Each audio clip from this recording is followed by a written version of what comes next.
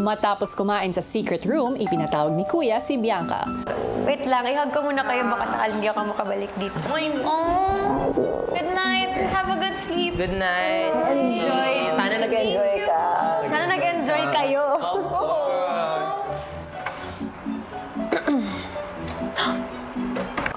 Oh.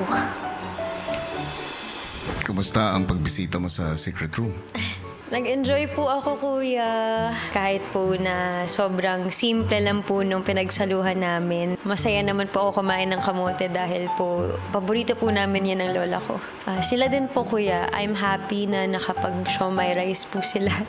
Sa ngayon po nasa 750 na lang po ulit yata yung remaining budget po nila. Baka po hindi sila umabot until lunch or actually kahit po baka breakfast. Baka medyo alanganin na po.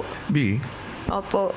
pwede ko kayong bigyan muli ng pagkakataon para makaipon para madagdagan ang budget nila. Okay po, kuya. Magbibigay ako ng karagdagang panels. 6. Ibig sabihin, ikaw kasama ng 10 housemates ay kailangan gawin ang money roll task.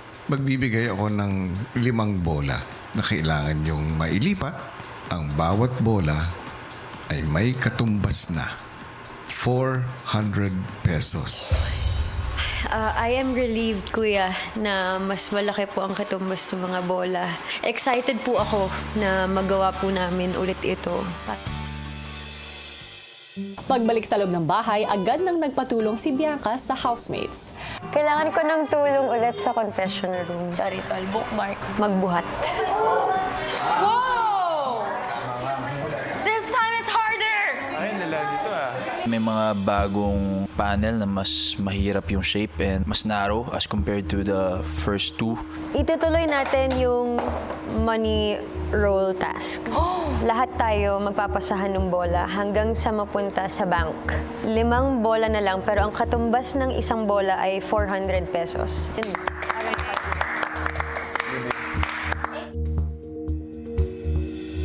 Maya-maya pa ay pumwesto na sila para simulan ng task para sa mga nahiwalay na kasama. Okay na lang yun, sir. Ito muna ako. Yes, we have to start na. Start na to.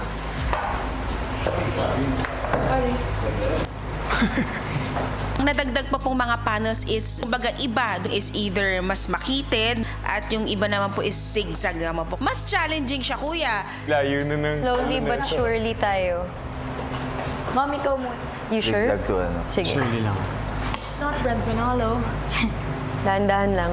Oras na oras yung pagpaulit. O, yan yung ano tag-team tayong dalawa. Gusto mo dito? Tandaan niyo yung mga katabi niyo Hindi, para na. Pang alam niyo yung ano. Yung kay Charlie, tapos biglang kay River. Pinaka-challenging part, 11 na tao na po yung magpapalit-palit. Okay ka dyan? Hindi, usog na lang tayo. Katol. So after ng mga may direction, dapat straight yung sunod. Like kayo, mahirap yung zigzag to zigzag. Go lang.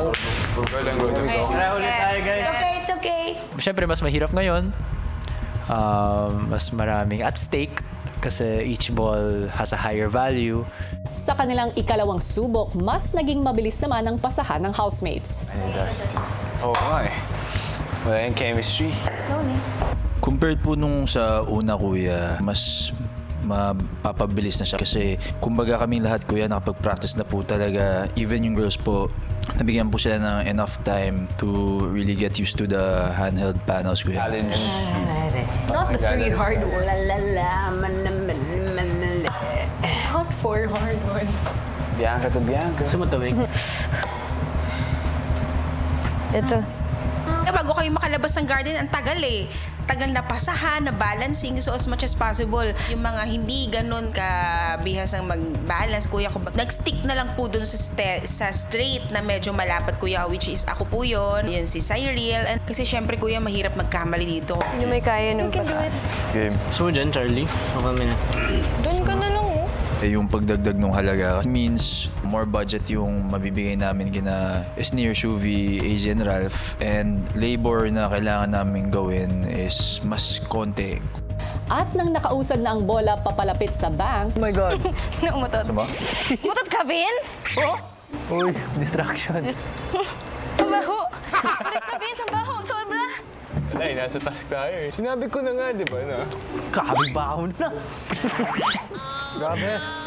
Sama sa challenge yun. May tuyo. Vince, bakit mo naman dinagdagan ng challenge sa task ninyo? Grabe ka. Umutot pa yun.